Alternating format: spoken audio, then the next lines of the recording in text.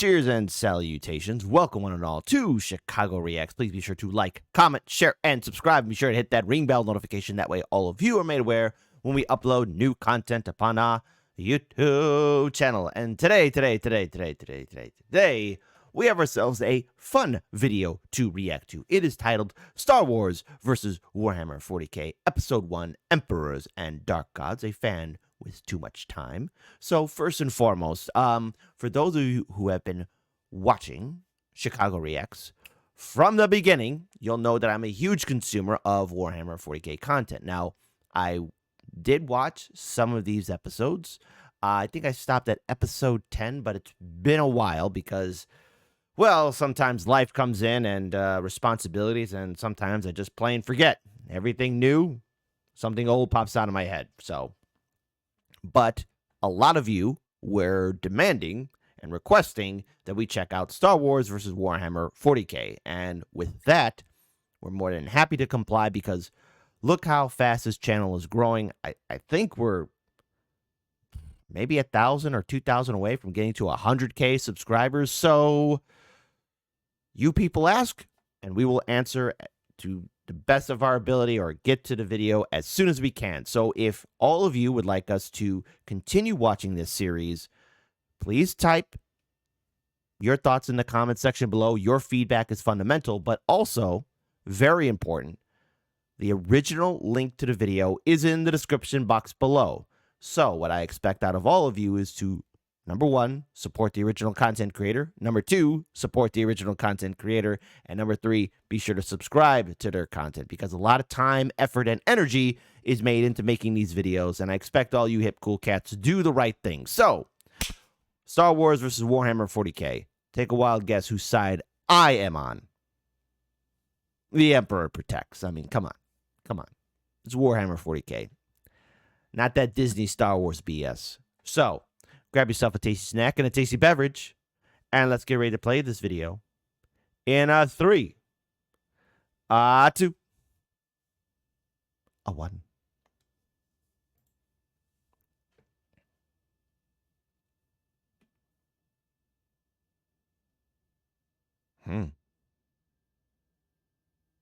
Very good.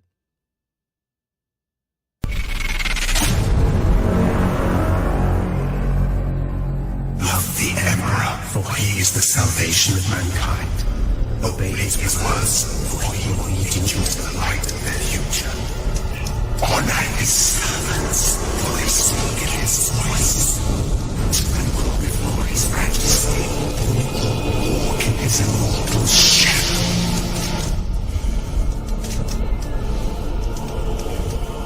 Let us begin. Let us begin.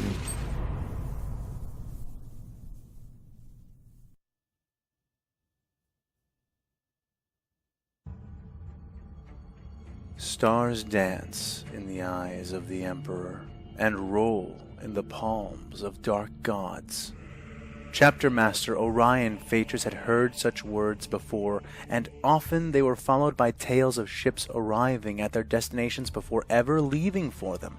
Stories about entire battle fleets traversing time in both directions at the apparent whims of the boiling warp. But he had never, in his 700 years of service to the Emperor, heard or read of anything quite like this. Yo. Confirm these reports. He ordered, his mind wary of demonic deceptions and alien illusions. The large man kneeling before his throne seemed to wince at that, raising his head to plead and speak. We already have, my lord. The astrogator said, exasperation thickened every syllable that slid from his wet lips. 8 times before it was reported to me, and then I personally verified it 10 times before bringing this report to the captain. My peers verified it 5 additional times when it was decided to bring this to you. With respect, your beneficence, there isn't any more verification we can do with our current instruments and personnel. What exactly are you suggesting? The ancient, half-machine warrior king asked, his voice as cold. By the way, that is so badass, the art. Skywatch. And at least if memory serves, I'm probably going to be proven wrong on this, but I believe that Skywatch is a chapter descended from the Ultramarines. Long live Ultramar and the realm of the 500 worlds. Ultramar prevails. Cold and calm as frigid steel. I... His head astrogator sputtered. He was a wide man, fat, and Orion had never had cause to speak with his current head astrogator personally. The man was known for being marginally more competent than he was shamefully corpulent, and given that he required servo limbs to aid in carrying his anemic bulk around the ship, he was a fairly good astrogator. I think we need to get closer, He finally managed, mopping at his sweat-laden brow with a red cloth. We must land within the nearest detectable system and verify what we are seeing with our own hands, if not our eyes. The chapter master said nothing, leaving the man kneeling and sweating before his throne for almost a minute. Gradually, he nodded. "Return to your station," he ordered, and the mortal kneeling before him wasted no time in obeying, hoisting himself off the ground with his spider-like assembly and shuffling from the metal antechamber that served as Orion's command center and bridge. A scant second after the astrogator had removed himself from view, Company Captain Aurelian Tex approached the command throne, saluting smartly to his commander. He was the youngest captain by far, barely cresting over 100 standard years of service. He was a prodigy within the chapter, a genius with a sword, and an equally proficient pilot and gunner. Oh, those Star Wars paperweights don't know what's coming for them. As was typical within their order, the chapter master took some pains to keep the young captain close, both to mentor the man and to judge him. "What do you make of it?" the Marine asked. Orion did not speak, did not answer at all for a moment, as plans and probabilities boiled behind his yellow eyes. Eventually he broke from his contemplation to ask his own question. "Is Keela still incapacitated?" The captain of the third company shrugged his shoulders with a soft, mechanical sigh. His face looked sour suddenly as he was made to contemplate the words of that mutant woman.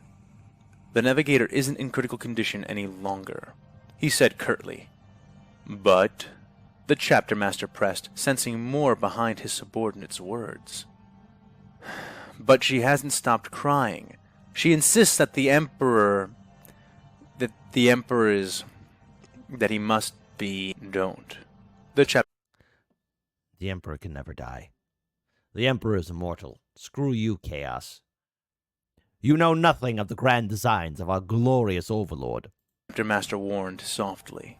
The captain nodded and quickly changed the subject. "So, what do you make of it?" he asked again. Orion rose from his command throne, carefully lifting the sacred blade, the mighty Serpentis Venandi, as he strode over to one of the large, glowing hololithic displays. This one displayed the galaxy, and indicated their current position several light years beyond its languidly turning borders. "I cannot be certain, but my eyes are honed and often find the truth, and the truth that I perceive, the yield of my vigilance, appears to reveal that either something has utterly remade the galaxy in a way that was previously unthinkable to us, or when we tried to breach that thin tendril of the Cicatrix Maledictum, the warp flung us to the border of an entirely different galaxy, perhaps even a different dimension entirely."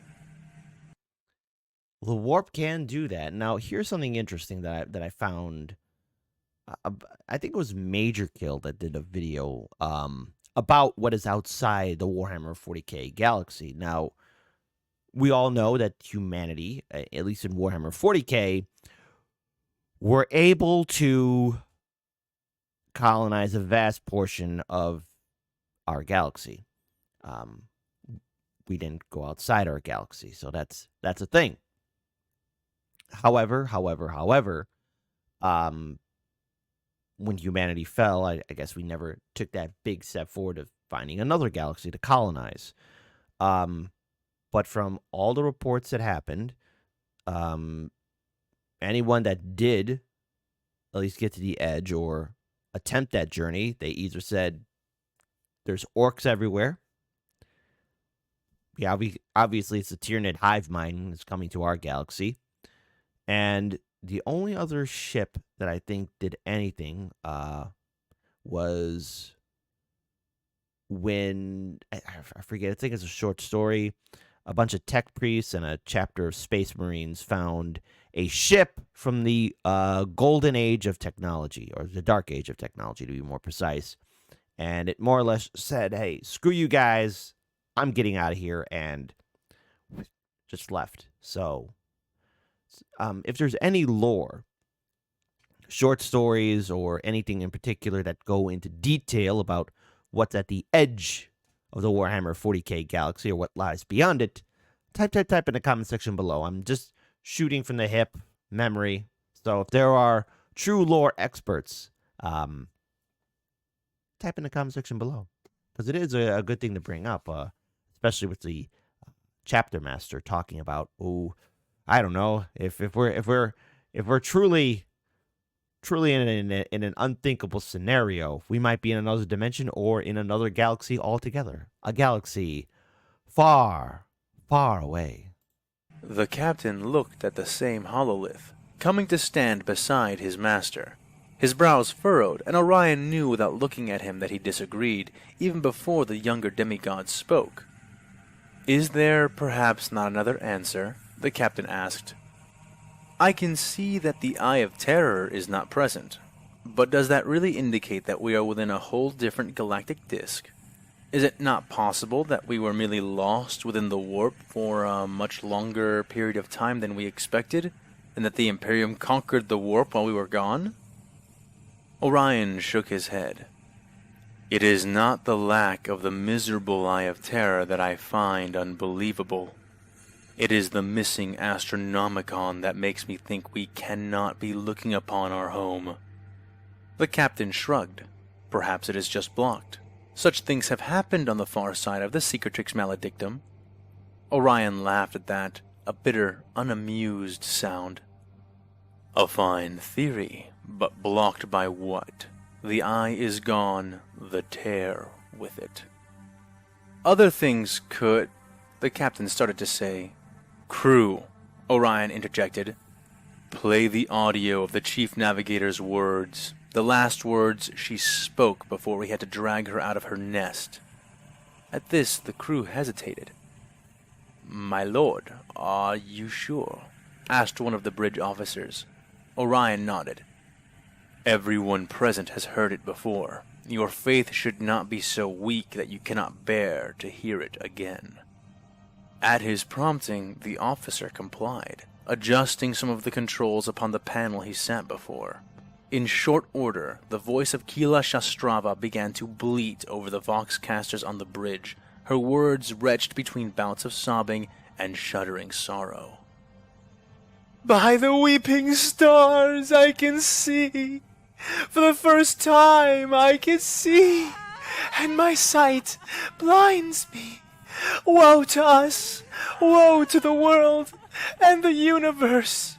For my eyes can see all, and yet the light of the Emperor has faded completely. Woe! Woe to us! For our Lord in the stars shines no longer. Woe! We are made orphans, for our father has died." He is never dead.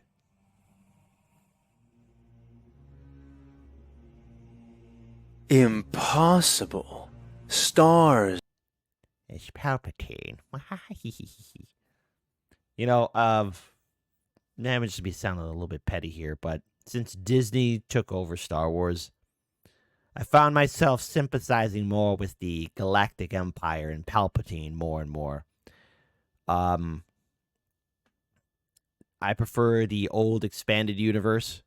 The fact that Disney didn't see that would be crapping out gold for all eternity shows how incompetent many of the directors and producers and CEOs and executives truly are at that massive movie studio. I mean, how can you screw up an intellectual property? Lucasfilm, Willow, Indiana Jones, Star Wars, now dead and irrelevant or no longer respected. So yeah, knowing how the New Republic, especially how it's been represented, I've seen just small snippets of Disney Star Wars, The Mandalorian, Ahsoka. And yes, I did see that new Star Wars trilogy. The last two I saw pirated. I didn't pay money to see those two. But, and this annoys me, just how incompetent the Republic truly is. Palpatine was right. He didn't do any crimes. There, controversial statement over. And Luke Skywalker is an incompetent buffoon. I lost all respect for that man. Danced at his command, rolled in the palms of his hands, and yet those deceitful little specks had hidden something from him, something enormous, something which could shift the careful balance he had spent the last 4 years creating. And the worst part about it was that he didn't even know, at least not yet, what precisely they had hidden from his sight. Palpatine had been informed of the unexpected gravitational disturbances by a mid-level hyperlane service report. Hundreds of thousands of ancient hyperlane buoys, most of which had been presumed to be underpowered and non-functional, had come alive nearly all at once. The report showed a cascading effect originating from a point in space a few hundred light-years away from Pazab, a backwater world at the very edge of the outermost part of the Outer Rim. The fact that Pazab had no buoys around it only emphasized the unprecedented nature of the disturbance. But this was not something that would have drawn his attention normally. The Dark Lord of the Sith was only marginally interested in space anomalies and phenomenon, and not at all if they could not expand his knowledge of the Force or be turned to function within his design. A curiosity, and nothing more. That is what anyone reading this report would have drawn from it. But Palpatine had known about the disturbance well before the report had been delivered to him, for he had felt it through a different vector, the Force. Something dark had just entered into the near boundaries of his soon-to-be-claimed galactic dominion, something which screamed and howled in voices the Darkseid had never used before. Palpatine knew it could only mean one thing. Rivals! Grim forces of a darker galaxy had arrived to stake a claim on what was his. Oh, Palpatine. You're just not ready. But I wonder, which Chaos God would Palpatine relate to? I'm going to scratch off Nurgle and Slaanesh. There's Korn and Tzeentch. I think those two. But knowing Palpatine, he'd want it all. Or is it at a force far darker? Dare I say it? The fifth Chaos God? I'll let you decide. And the sense of them made him feel a power which he had been loath to use before. The intoxicating strength of fear added itself to his arsenal, for what he sensed now was no mere chaff to be blown away, no Jedi-like force to abuse and deceive. Crawling ever closer, he sensed the threat he had thought silenced forever when his crackling power had executed the drunk and foolish Sith Lord who had called himself Palpatine's master. The threat of other masters of the dark side, and the plurality he felt approaching only heightened the sense of danger he now perceived. But, even though he had already felt it, The report was important, vital in fact, because while Darth Sidious was a master of the dark side and deeply attuned to such things, Sheev Palpatine kindly chanced. That's such a terrible first name.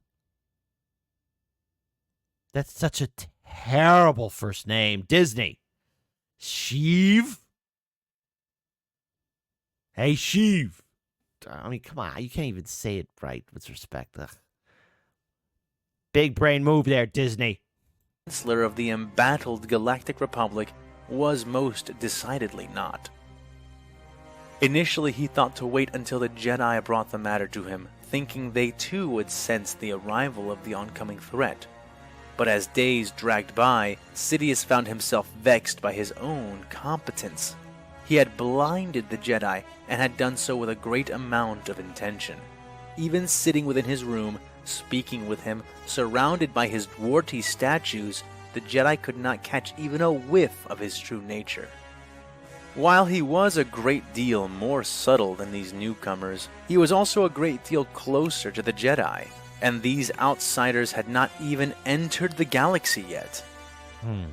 By the time the Jedi realized the threat, it would destroy them, just as surely as Sidious himself would have, and that would not do.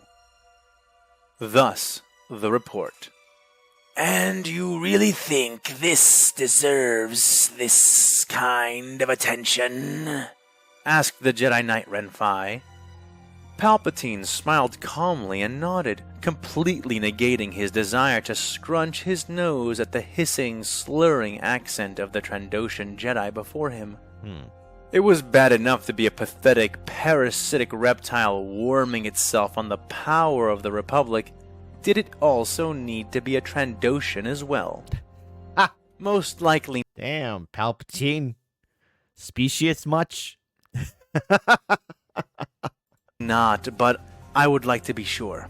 These readings are quite unprecedented, and it stokes my anxiety to simply allow whatever is causing them to pass us by unobserved, he said, fingers folded in front of him on his wide desk. I suppose, the Jedi said. But why clones? Why not send a survey team instead? He added. The impertinent fool. Oh, I shall send scientists and researchers with you as well, the Chancellor assured. But it is unprecedented, so I would not send them out there without protection. Besides, we can never underestimate the enemy we are currently facing. Even if the Separatists have nothing to do with what caused these readings, they have buoys of their own. I cannot rule out the possibility that they will also attempt their own investigation. The Jedi considered for a second before nodding his assent. Hey, look, Palpatine's got a point. He's got a point. As he should. See the wisdom in this, he said. Good, good, Palpatine added.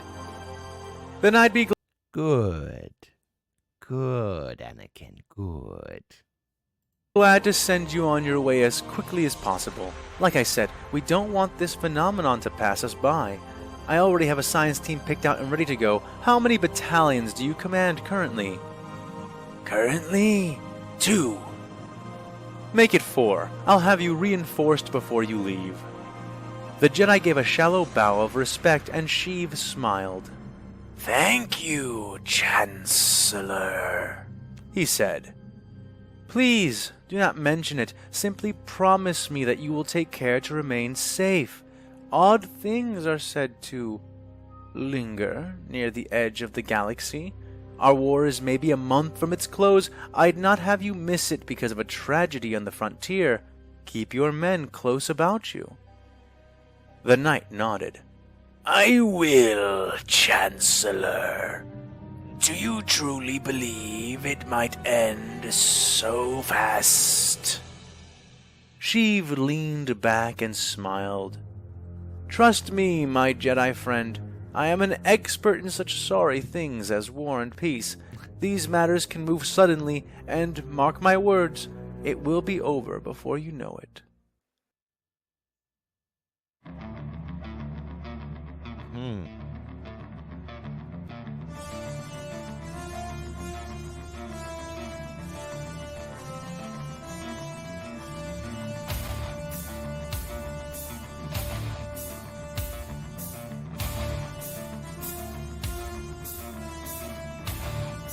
All right, so let's stop here.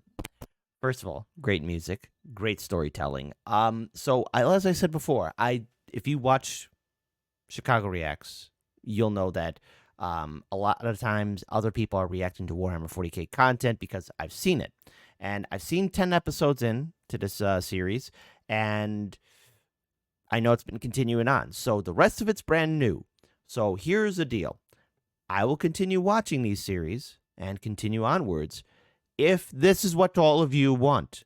Your feedback is fundamentally important, and I do know that this is a build-up. But what I like is it's the build-up of the Warhammer Imperium fleet pushing through the warp and entering the Star Wars galaxy. And I'm rather excited about this because I recently reacted to a video titled "Why Warhammer 40k Always Wins." Because let's face it, the Imperium has weapons of absolute mass destruction, and the Imperium is always the one on the defense, save for the fact you also include the glorious and Dominus Crusade, led by the great and wise Lord Commander Reboot Gilliman. But it's interesting to see how, I guess, another galaxy, other factions that are not part of Warhammer 40k interact with the Imperium of Man. So it's fun. It's always fun because I think I've seen somebody, I forget which video it was, but it was one Warhound Titan. I think it was in an Arma mod versus I think 20 or 30 AT-ATs, and this Warhound Titan just decimated them all, which is beautiful. Glorious, so 30, 40 AT-ATs against one Warhound Titan. They didn't stand a chance. But then again, too, what are your thoughts on Warhammer 40k or the Imperium engaging, let's say, other empires in different intellectual properties? I'd like to hear your feedback, your thoughts. And again, if this is something you want me to check out more, please give us your feedback. And again, I'm only 10 episodes into this because I do like to watch a lot of Warhammer 40k stuff. So, and our whole thing is for us to react to something brand new. Now, it warms my heart to check all of this out, just like same thing, too, when I ask you guys, hey, do you want me to continue on watching If the Emperor Had Text-to-Speech Device? Because I recently reacted to Astartes and also did a live stream for Hell's Reach, which was a lot of fun to do. Now, I've seen Astartes, I've seen Hell's Reach, and it was so much fun to react to them and enjoy them. But you, the audience, I want to hear back from you guys. Do you want to see more of this? Your feedback is fundamentally important because without all you hip, cool cats, our channel wouldn't be growing. And for that, I'm grateful and thankful to have all of you to be so faithful to us. So thank you, thank you, thank you. But saying thank you is not enough. So let us know. And as always, the Emperor protects. You do realize we're going to win, right?